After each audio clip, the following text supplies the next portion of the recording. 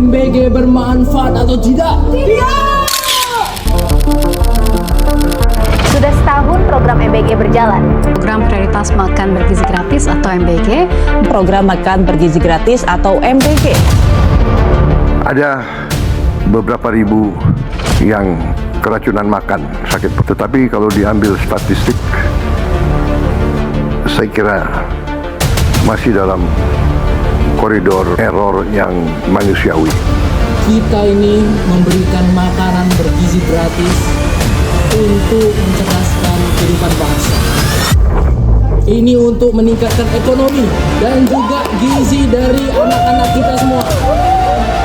Mereka butuh ikan, telur, sayur, buah-buahan. Ini akan sangat bermanfaat buat mereka.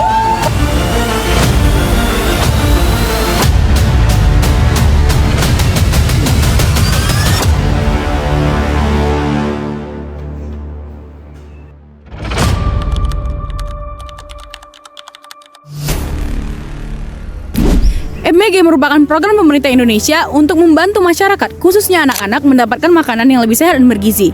Program ini didasari oleh kasus gizi di Indonesia yang masih menjadi tantangan, seperti stunting dan sulitnya mendapatkan akses makanan yang bergizi dan sehat bagi sebagian kalangan masyarakat di Indonesia. Melalui program ini, pemerintah ingin memperbaiki kualitas gizi anak-anak di Indonesia, yang kemudian diharapkan ke depannya perkembangan mereka akan lebih baik, mereka akan bisa jadi lebih fokus dalam belajar, dan perkembangan kognitif juga fisik mereka bisa jadi lebih baik.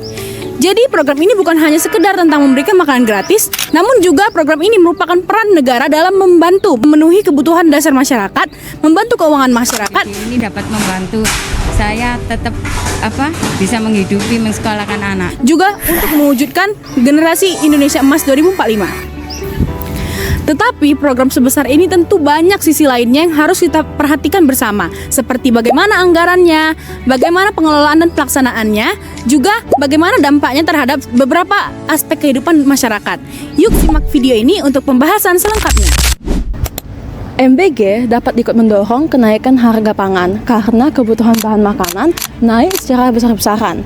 Ketika program ini membutuhkan banyak beras, telur, ayam, sayur, atau bahan pokok lainnya, pasar harus menyediakan stok dalam jumlah besar. Masalahnya, produksi bahan pangan tidak bisa langsung ditambah begitu saja karena bergantung pada masa panen, pasokan daerah, dan distribusi. Akibatnya, harga dalam beberapa barang pangan bisa naik seperti yang terjadi di Magetan ketika harga wortel dan cabai rawit melonjak cukup tinggi. Dampak lainnya adalah risiko kelangkaan. Kalau bahan pangan lebih banyak terserap MBG, stok yang tersedia untuk masyarakat umum bisa berkurang. Masyarakat akhirnya harus membeli dengan harga lebih mahal atau bahkan kesulitan untuk mendapatkan bahan tersebut. Jadi, meskipun anak-anak mendapatkan makanan di sekolah, keluarga di rumah dapat bisa terbebani karena harga pangan naik dan stok panganan lebih sulit dijangkau. Di sisi lain, bayangi jika gaji kamu dipakai untuk makan orang lain yang sebenarnya mereka bisa makan sendiri. Itu yang terjadi. Anggaran MBG melonjak dari 71 triliun ke 268 triliun. Lebih besar dari anggaran pendidikan dan kesehatan digabung. Untuk menutupi lubang itu, pemerintah mengambil 306 triliun dari kementerian lain, menambah PPN menjadi 12%, dan menyerahkan pengadaan makanan ke vendor yang seleksi tidak ketat. Hasilnya, 33.000 siswa keracunan. Dalam program ini, beban pajak diberikan kepada kelas menengah yang mereka bukan penerima manfaatnya, dan juga celah korupsi yang terbuka lebar. Sekarang pertanyaannya, siapa yang benar-benar diuntungkan? Program yang baik bukan yang anggarannya paling besar, tetapi yang jelas pertanggungjawabannya. Dari segi pembiayaan, ternyata MBG menimbulkan banyak problematika di bidang pendidikan. Sebab pembiayaannya berasal dari dana pendidikan yang sebesar 20% dari APBN. Dengan pagu anggaran sebanyak ini, seharusnya kita dapat memberikan pendidikan yang lebih baik kepada setiap warga negara Indonesia, seperti mensejahterakan guru dan tenaga didik, dan juga menghadirkan fasilitas pendidikan yang lebih baik. Selanjutnya, MBG ternyata menggerus kehadiran UMKM. Hal ini dapat kita lihat dengan tutupnya serta menurunnya omset para pedagang kantin dan juga pedagang-pedagang kecil yang berjualan di sekitar sekolah. Karena pangsa pasar mereka, yakni peserta didik, sudah tidak membeli dagangan mereka lagi.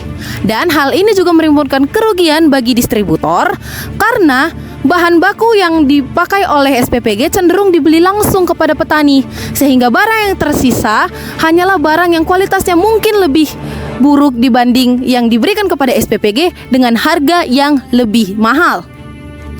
Dan yang terakhir, adanya potensi keracunan massal yang disebabkan tidak samanya standar SOP di berbagai SPPG di berbagai daerah. Padahal menurut Undang-Undang Perlindungan Konsumen, siswa-siswi yang mengonsumsi MBG juga merupakan konsumen.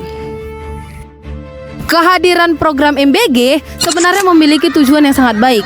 Namun dalam penerapannya masih dijumpai sejumlah tantangan seperti anggaran yang dipotong dan juga berpotensi untuk kelangkaan pangan dan juga banyaknya tata kelola yang mungkin kurang sesuai dengan administrasi yang berlaku sehingga menurunkan kepercayaan masyarakat kepada pemerintah. Pengelolaan program MBG seharusnya dapat dikelola kembali dengan efektif, transparan dan juga mengutamakan partisipasi dari masyarakat agar pelaksanaannya dapat mendukung tujuan yang telah dibuat sebelumnya.